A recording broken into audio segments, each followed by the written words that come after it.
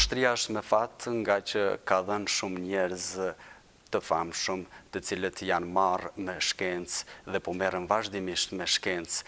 Së fundmi kemi edhe një autor i cili prej vitësh boton libra. Në fakt është doktor shkencash, poet, studiues i letërsisë, dhe po ashtu autor i mbi 20 librave të ndryshëm, kryesisht publicistik dhe letrar. Ne nuk mund ta mohojmë faktin që është edhe poliglot, sepse ai flet edhe shumë gjuhë, që ne nuk e kemi këtë fat, flasim kaq shumë gjuhë sa që flet autori për cilin do të bisedojmë sot. Edhe po flasim këtu, edhe në fakt do të flasë autori edhe për veten. Ai natyrisht së fund mi vjen me një libër dhe që pikërisht ka të bëjë me letrat dhe identitetet. Libri mban titullin Letra e identitete, por pse pikërisht ky titull? Çka e lidh letrën me identitetin, ose çka i lidh letrat me identitetet? Do të flas këtu me ne Vehbi Miftari, profesor universitar. Sigurisht që unë e bëj krejtësisht qartë dhe të dukshme sa herë që m'jepet rasti origjinën time, pra prej nga vi, sepse konsideroj që vin nga një vend i cili ka një identitet të vazhdueshëm kulturor dhe administrativ, po edhe historik. Është vendi burimit një kulture të hershme, është vendi ofrimit të shumë figurave të rëndësishme për historinë dhe kulturën shqiptare, është vendi i cili sigurisht është një prej qyteteve më të vjetra në Kosovë, kështu që unë sikur thash e bëj shumë të dukshme këtë, por natyrisht, siç e thatë edhe jo me secili njeriu mund të ketë rastin që të bashkëbisedoj për këto dimensione. Unë jam i lindur në Dumnic, pra në saktësisht në Dumnic të Epërme. Shkollimin e kam bërë pjesërisht në Dumnic dhe në Vushtrri. Besoj që koha në cilën unë jam formuar ka qenë kohë mbrojtjes me ide të mëdha nacionale, ka qenë kohë marrjes së shumë rrëfimeve të njerëzve, e vlerësimit shumë përpjekjeve që janë bërë për të çliruar, për të pas një shtet të pavarur, dhe krejt këto kanë ndikuar në formimin tim ose në orientimin tim, ndoshta nga filologjia, sepse tradicionalisht filologjia ka qenë një prej qendrave të mëdha të lindjes, të krijimit të ideve të fuqishme. Ju e dini edhe lëvizja viteve 90 është po kështu rezultati një fryme kulturore dhe letrare që kam mbretëruar në atë kohë. Dhe prej asaj kohe, unë jam thelluar në studimet për letërsi, natyrisht fillimisht si pjesë e formimit tim, pastaj si pjesë e dialogut vazhdueshëm që unë kam bërë qoftë me studentët, qoftë me njerëzit e kulturës, të arteve dhe të letërsisë. Dalim tani te libri, flasim për librin. Titulli është Letra e identitete. Pse pikërisht letra e identitete dhe jo letër e identitet? E keni bërë në shumës. Pse në shumës? Çka pasqyrojnë letrat? Cili është raporti letra identitete? Në keni vrejtur sakt, qëllimisht është shmangur njëjsi në këtë rast, për shkak se, sikur e dini, letërsia ose letrat janë shumë dimensionale dhe janë shumë formshe, dhe pasqyrimi që unë kam dashur të bëj reflektimit të identiteteve ose dhe rishtas po flasim në shumë, për shkak se këtu nënkuptojmë identitet gjuhësor, identitet kulturor, identitet religios dhe shumë identitete tjera deri te ai etnike nacional. Por pasqyrimi që ato u bëjnë këtyre identiteteve është po kështu shumë formësh dhe shumë dimensional. Prandaj është zgjedhur kjo formë për të parë atë që Enmeri Tiseja quante bartjen e jehonës së shekujve në letra. Pra se si ato bërthamat e para, qofshin ato kulturore, religjioze apo të tjera, gjuhësore, vetëdia për vetveten, për shenjat etnosimbolike që përfshin territorin, gjuhën, doket, zakonet e të tjera, janë bartur në letërsi dhe më pas se si kjo letërsi ose këto letra e kanë transformuar këtë lloj jehone të shekujve, sikur e quajtëm, në një lloj motivimi letrar, në një lloj tematike ose ideje letrare, dhe pra për të parë raportin e ndërsjell mes letërsisë, arteve përgjithsisht dhe identitetit ose identiteteve, për shkak se këtu kemi parë zhvillimin e tyre historik në letërsinë shqipe, duke filluar nga humanistët, pra jemi përqendruar kryesisht te Bardeti dhe për të biseduar pastaj ose për dialoguar me tekstet e filobiblistëve, me Buzukun, Budin dhe Bogdanin. Ky projekt nuk është këtu i mbyllur, natyrisht ky do të vazhdoj me atë që njihet si letërsi romantike, për të parë këto raporte të cilat realisht në këtë periudhë janë shumë më intensive dhe janë shumë më të fuqishme, kështu që ne besojmë se ky projekt do të vazhdojë dhe do të shohim një raport të ndërlidhshëm që letrat e kanë me identitetet. Konsideroj se kjo është një pikë vështrimi i ri në studimet letrare përgjithsisht dhe uroj që të shërbej lexuesve të hapë një perspektivë leximi, sidomos për studentët, për të rinjtë të cilët duan të njohin më mirë raportin e letërsisë me identitetet ose përgjithsisht të merren me studimet letrare. Ju përmendet letërsinë, zakonet, doket, traditat, po më intereson, në bazë të studimit që ju keni bërë, çu paraqiten traditat, a janë traditat ashtu që janë paraqitur më herët edhe tash, apo ka ndonjë ndryshim mes raportit, letra, në fakt, çka po e ndërlidh, çka po e bashkon letrën me traditat ose zakonet? Shenja e parë e kërkimit të identitetit është njohja e vetvetes. Domethënë parim që është i hershëm që nga antika, po që institucionalizohet, le të themi, kryesisht me rrymën e iluminizmit, kur njeriu i kthehet njohjes së vetvetes ose bëhet parim thelbësor. Dhe kjo njohje nënkupton njohjen e rrënjëve të përbashkëta, pra njohjen ose vetëdijsimin për disa vlera, të cilat njihen si vlera të përbashkëta të një bashkësie ose komuniteti, sigurisht quajmë me termat më modern, dhe një prej këtyre dimensioneve është vetëdija për kulturën e shtresuar. Kjo kulturë që prek doket, zakonet, prek dimensionet të tjera, duke përfshirë edhe atë gjuhësor, e përbën në një farforme identitetin e një bashkësie të tillë. Dhe kjo vetëdija për rritjen ose për njohjen e këtij identiteti, për kultivimin e tij, pastaj sjell vetëdijen për zhvillimin e mëtejmë në histori dhe kjo ka prodhuar më vonë vetëdijen për kombet të cilat janë zhvilluar të mbi këto rrënjë. Ky është në të fakt njëri dimension i formimit të kombeve, sikur dihet, sepse dimensioni tjetër ose forma tjetër është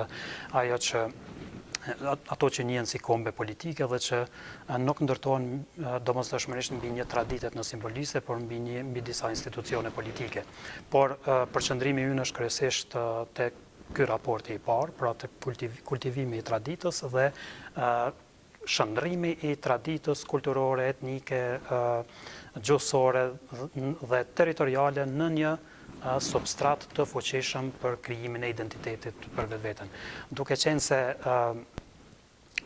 popujt kombet kanë nevojë vazhdimisht që të rikthehen rrënjëve të tyre, tradita domosdoshmërisht mbetet një prej premisave të fuqishme mbi të cilat ata ndërtojnë këtë lloj kërkimi dhe mbi të cilin e gjejnë shenjat identitare të tyre. Nëse u referohemi koncepteve filozofike, traditat nuk mund të flasim për një tradit, flasim për për më shumë tradita dhe cilat kultivohen dhe ndryshohen ose lindin tradita të tjera. Dhe kjo është, besoj që është krejtësisht normale dhe kuptueshme, por unë besoj që me traditën në kuptimin e raportit të arteve me identitetet, ne mbi gjitha duam të kërkojmë ose të kuptojmë një kulturë të shtresuar mbi disa premisa të fuqishme që shndrohen në premisa ose në substrat për kërkim identitetesh. Dhe besoj që këto tradita ruhen sepse bëhen së brendshmi pjesë e rëndësishme e njohjes së vetvetes dhe e pasqyrimit ose reflektimit të tyre. Natyrisht që do të duhet të ruheshin edhe të ruhen, sepse me to edhe promovojmë vendin e kështu me radhë. Po, Me siguri që për të votuar këtë libër, për të hartuar këtë libër, këtë studim, ju ka marrë shumë kohë, se nuk është fare e lehtë. Të gjithë mendojnë që është lehtë të bëhet një libër. Cilat janë ato pengesat që ju keni hasur më së shumti derisa keni arritur te finalizimi i librit? Është rezultati një kërkimi afërsisht 3 vjeçar, të cilin unë kam zhvilluar në disa dimensione. Pikës pari përtej leximeve, përtej njohjes së autorëve të letërsisë, autorëve me cilët unë jam marrë, më është dashur normalisht që të bëj shumë kërkime dhe shumë lexime në fusha të tjera, jo aq të njohura mbase për mua, para se gjithashtu në raportin që kombet kanë me identitetin e tyre, në njohjen e teorive themelore të konformimit, në njohjen e shumë raporteve filozofike, sociologjike e të tjera, në mënyrë që të ndërtoj kuadrin e fuqishëm teorik dhe që këtë kuadër pastaj ta shoh të zbatuar mbi një letërsi që është letërsia e vjetër shqipe. Pak a shumë kjo është edhe metodologjia që unë kam ndjek, pra që të ndërtoj në pjesën e parë të librit një argument fuqishëm teorik. Përse këto raporte duhet parë në raport me njëra tjetrën dhe përse duhet që kjo njohje teorike pastaj të kërkohet në një tip letërsie të veçantë që është letërsia e vjetër shqipe, kur dihet karakteri i saj kryesisht filobiblik. Natyrisht që vetëm një pjesë e studimit është kjo ka lënë që të vazhdohet ende. Është një fjalë e urtë edhe përdoret për shembull puna sjell punë. Ai që punon ai vazhdimisht i sjell vetes punë më shumë. Në fakt edhe ju do të keni punë ende me këtë libër, sepse është një lloj të veçantë që s'është bërë më parë. Kur e presim pjesën tjetër? Kjo nënkupton që kënaqësia do të vazhdoj. Pra, kënaqësia e kërkimeve për këto raporte sigurisht do të vazhdoj, është duke vazhduar në të vërtetë. Unë tashmë jam duke punuar në shqyrtimin e raporteve që letrat romantike, pra romantizmi ka përgjithsisht me identitetet, sepse sikur e dini në këtë periudhë këto raporte bën shumë më të ndërliqme dhe janë shumë fish më të fuqishme në pasqyrimin që u bëhet në letra.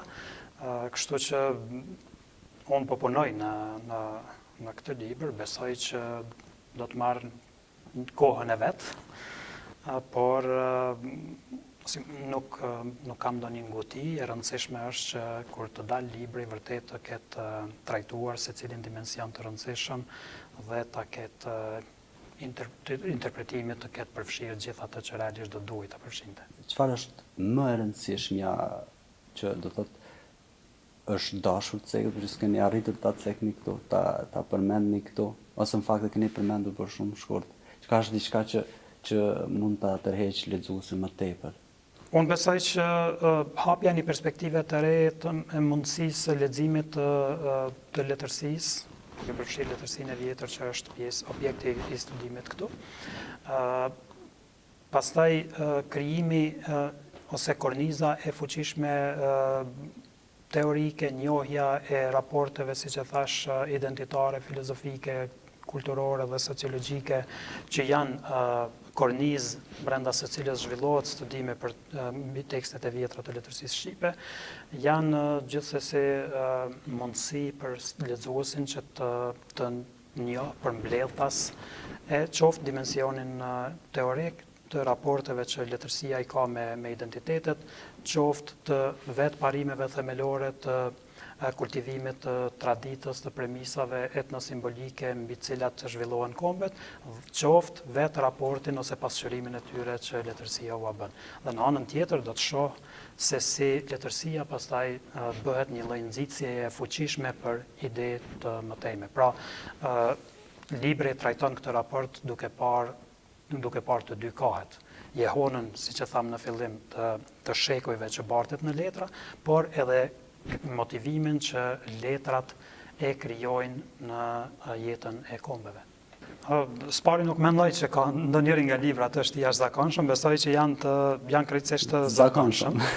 mund të kenë rezultate më të larta më të ulta Secili ka rezultate të kërkimore, veta. por në anën tjetër është vështirë për një autor që të flasë për librat e veta, prandaj nuk do të dëshiroja që të interpretoja.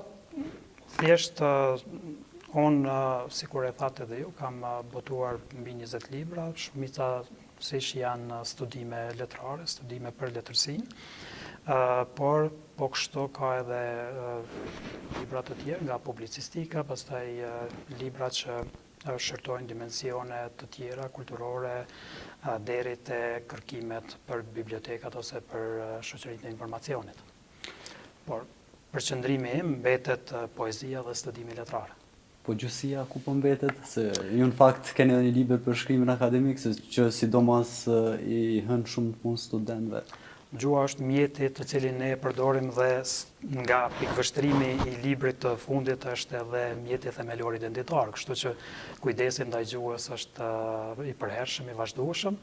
Ai është për brenda, pra në kuptimin një shkrimtar nuk merret me teoritë e gjuhës, por i zhvillon gjuhën duke kultivuar atë, duke provuar që t'i shtri kuptimet e fjalëve, që të shtri leksikon ose fjalësin e gjuhës dhe duke provuar që ta ringjallë sa herë të jetë e mundur këtë lloj fjalësi, të ketë kujdes ndaj strukturës fjalisë dhe shumë gjëra të tjera. Pra, detyrë e shkrimtarit është që ta kultivojë mirë gjuhën dhe jo ta teoretizojë atë.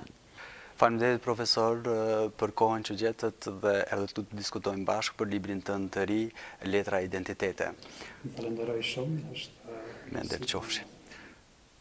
Të nderuar shikues, pra kjo ishte intervista me profesorin Vehbi Miftari, i cili është njëkohësisht doktor shkencash, që thamë në fillim, pastaj poet e studiues i letërsisë. Edhe njëherë përgëzojmë autorin për librin dhe ne presim shumë libra të tjerë nga ky autor. Lexojeni se vërtet do të mësoni shumë për letrat dhe identitetet. Mirupafshim.